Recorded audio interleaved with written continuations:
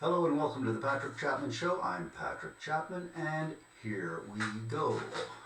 The way you spend your day is the way you spend your life. And last Saturday I spent a great day on a bike ride with my three children and my father-in-law. And one of the great things about the Polish forest, maybe it's true in all forests everywhere, maybe it's not Poland, but at least here, depending on the season, you can find great things just out there to enjoy, like blueberries or apples or mushrooms or, in this case, cherries, because it's cherry season. So we found ourselves under a cherry tree, and they were wonderful, sweet, ripe, juicy. The funny thing is that they're tiny, they're little cherries, and the stone in the cherry is about the size of the cherry. So there's just a little bit of meat around the seed, and but they're so tasty. And so we're just eating these cherries. They're just enjoying this beautiful summer day, beginning of summer, perfect time of year. This is the best time of year. Days are long, and I just love it. There's nothing better than right now. So that was a great ride. We're out there for hours in the heat, and just great to find a cherry tree and eat the cherries. And there are two methods of eating the cherries. One, you just pop it in your mouth and eat it and spit out the seed. Number two, you open it up and look for worms. Usually what I do is I look for worms on the first one or two or three, and then just give up and okay, no worms on me. If I do find them, then I stop eating. but better just to not worry about it, and maybe get a little protein as a little benefit to your diet. Another great day I had last week was not the whole day, but just a small part of it, because it's the end of June now, so the schools are ending, and today we had our official ending of the school year, which I had to miss actually because I was busy. So but in the lessons, the kids just don't come. Very few students show up, which is a complete a total difference, like black and white, between American schools and Polish schools. In America, we go to school till it's the end of the year, and then you stop going, and then you start the summer. In Poland, there's kind of a gradual diminishing of going to school or something, where you put the grades in, but you're still obligated to go to the lessons, but despite the obligation, nobody goes, and then what do? I don't know, it's always been that way. I've been here now for 30-something years, and it's always that way in June. So, the schools are getting a little bit better at dealing with that, though, where like we had a sports day, so the few people who did come, we did a little sport activity. But going back to my point, I had a lesson last week, and only 3 boys showed up. It's a military school, so mostly it's boys, although there are some girls. But in this case, 3 boys showed up, so 3 teenage boys in high school. And normally when I talk to teenagers, it's not usually a wonderful conversation because they just don't have anything to talk about, even if they speak English. And to find a teenager who speaks English and actually has something to say is a kind of a small treasure. And so I'm in with these 3 guys, and they all 3 speak really good English, and I'm like, which I knew that, but so I'm just asking questions like the obvious questions: what are you going to do with your summer? Is it going to be productive or lazy? And that's the obvious question. So, and we start talking about motorcycles and motocross and other everything related to motorcycles, and then also auto mechanics and like rebuilding a car and stuff. Like, wow, we're actually having a conversation that's coming from them, not just from me. So that was quite a surprise in a good way, and so that was a good day too. Okay, next topic. Don't name things after people who aren't dead. Do I have to say that again? Don't name things after people who aren't dead. And that's the end of that topic. Let's go to the next one, dogs. So, when I was a kid, some people had poodles. I never loved poodles. They were a little bit, I don't know, kind of sissy dogs or something. I don't know. They were like, you might as well get a cat if you're going to get a poodle. But there were some poodles, every once in a while some neighbor would have a poodle or something, and they were usually white or black. I remember the first time I saw one of the big ones, I think my mom called it a French poodle. Although I don't know if that's the right term, but she said, oh, that's a French poodle, because it was a big one. And I remember we were walking around in Chicago, and we had gone downtown especially, just to be downtown. And we were walking around Old Town, and in a doorway there was this big poodle, and I'm like, that's actually pretty cool. That was a cool looking dog. It was a black one. And but never in my life had I ever seen a brown poodle. They just didn't exist. And lately I've been seeing them. These brown poodles I see all over the place now. It's like the new trend in dogs. It's like the dog of the moment is the brown poodle. So there's that, and that's that topic. Now we go to Płock, because I wanted to talk a little bit about each city that I've lived in here in Poland. And the first one I lived in was Płock, where we had 3 months of training before we started our actual Peace Corps service back in 1994. So it's a long time ago. I haven't been back to Płock again for over 20 years. But I miss those days. It was a wonderful 3 months of my life. Everything, my eyes were wide open the whole time, because everything, even little things like taking out the trash or just walking to the school for training, was just, your eyes were open, because everything's different, really different. In a lot of ways, it reminded me of America in the 1950s, even though I wasn't alive in the 1950s. But from what I see on television or in movies, it's just a lot of similarities. I'll just go through a couple of them quickly. Everybody smoked. Smoking was, everywhere. Women wore dresses or dressed like women. Men wore suits, even if they just had to go to the bank or go out go to the post office. He put on a suit, or at least dressed nicely. Not every family had a car, but if a family had a car, they had one car. And I think that was true in the 50s. You didn't have 3 cars, you had one car, the family car. And that was the case. A lot of people didn't have a car.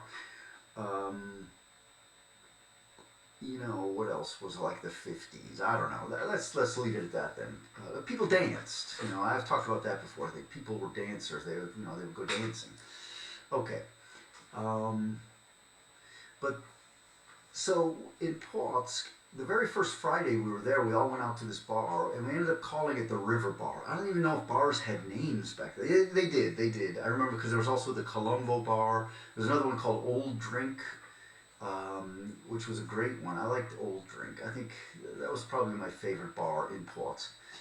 But there was another one called we called it the River Bar, because it was up over the river Wisła, it was up on a bluff, because Płock is right on the Wisła, between, on the way north as the river flows to the sea, the Baltic, north or northwest of Warsaw. So we all went out to this bar on the first Friday night. Beautiful afternoon, late afternoon, and it's on a bluff up overlooking the river, so just a beautiful view. And plastic tables, white plastic, and it was the building itself was like unpainted cinder blocks, I think. The beer was not refrigerated, because refrigeration costs money, so you just get a bottle of warm beer, and really warm, like in the sunshine. but still good, and It's just a fun place. So that was one bar. There was another bar there called Billard, and as the name would imply, you could play billiards there or pool. And I remember we were out there one night. I think it was the night after our. It may have been the night after our commencement of, training, where we're about to go out to our sites. I think the next day. Anyway, I remember these. I don't think I was playing. I think I was just watching and hanging out. And a couple of my friends were playing against these Polish guys. Like it might have been 2 against 2, or maybe just 1 against 1.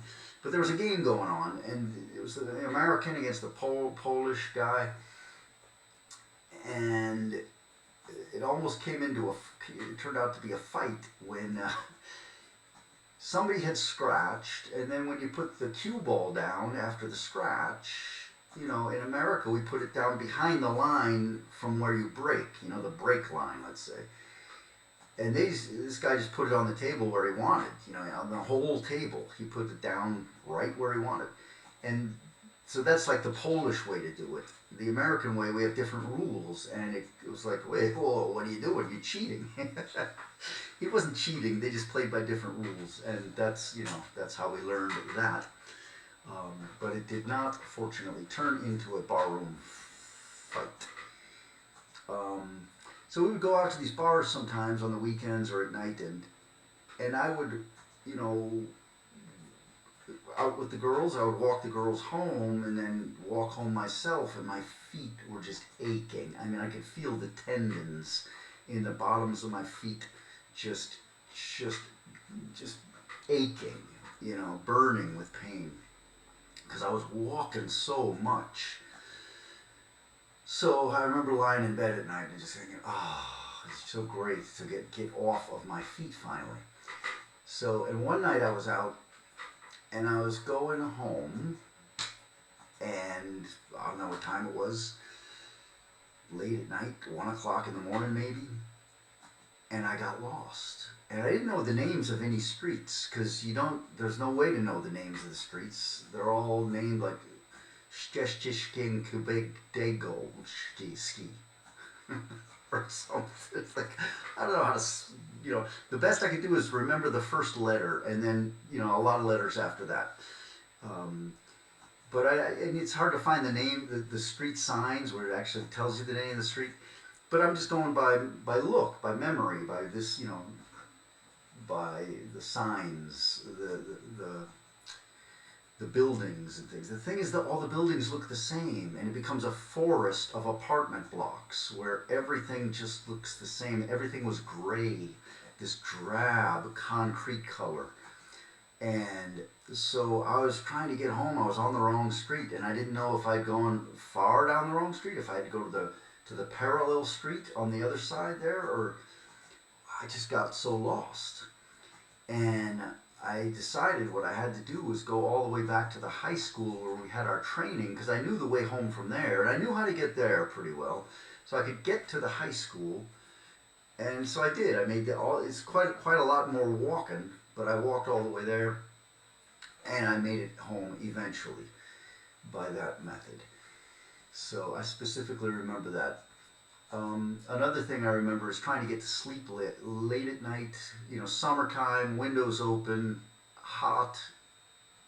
Usually I didn't have trouble going to sleep because I was so tired, because we were so busy just doing things all the time, which was good.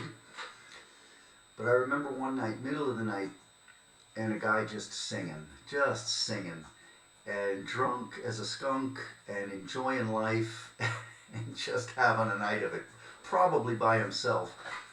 And so he's singing away. And I'm thinking, this is so different than America, because in America the cops would be on that guy in a minute. I mean, that's when the cops are fast. when you're enjoying a good drunk. And it just goes on and on and on. Nobody calls the cops. And I'm thinking, in America, back in those days, the key word was tolerance. Everybody was so tolerant. And I'm like, well, this is a sure sign of tolerance. They're putting up with this guy singing, and it's got to be bugging everybody. You got these block apartments where it's just echoing off the walls. disturbing the whole neighborhood. I'm like, I'm not the only one bothered by this, but nobody's complaining because we're going to tolerate it. So that was a good example of Polish tolerance. Um, all right. And then the last thing about Płock was basketball. We played basketball, and it was just becoming a kind of a popular sport here in Poland because of Michael Jordan, the great ambassador of the sport. He really helped to make it popular all over the world, I think. So we would go out on a Saturday, let's say, to this outdoor court playground and try to play basketball. And it was a lot of fun, but I remember while we're trying to play, and we play like just on one basket, like a half court game. At the mid court, there would be, these Polish kids, and they would face the opposite basket, and then launch the ball over their head behind them. Like make it they would just launch it as far as they could over the head, and then try to get it in the basket behind them. And they were doing this while we're trying to have a game. So these bombs would come bouncing in, and you got to be careful. And they would never make one. And I'm like, this is a sport. This is their fun. This is the way they play.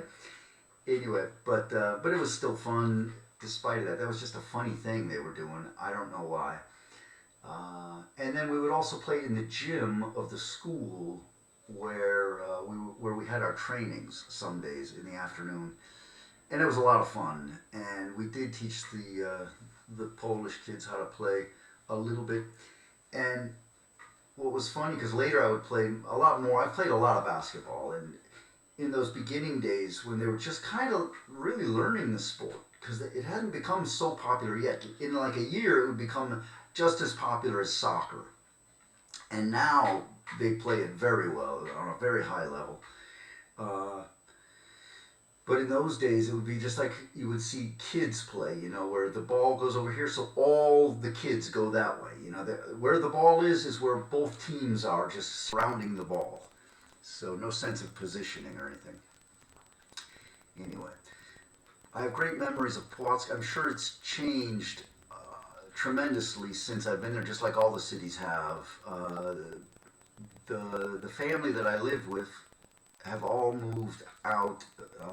Miss Irena moved to Warsaw. So I have no connection with Płock anymore. And I have no reason to go there, but I have great memories of it. And very good time with a lot of Americans, a lot of, good mix of Americans and Polish people that we met in that year, a long time ago. Okay, I'm going to be done. Thanks for listening. We'll talk again soon.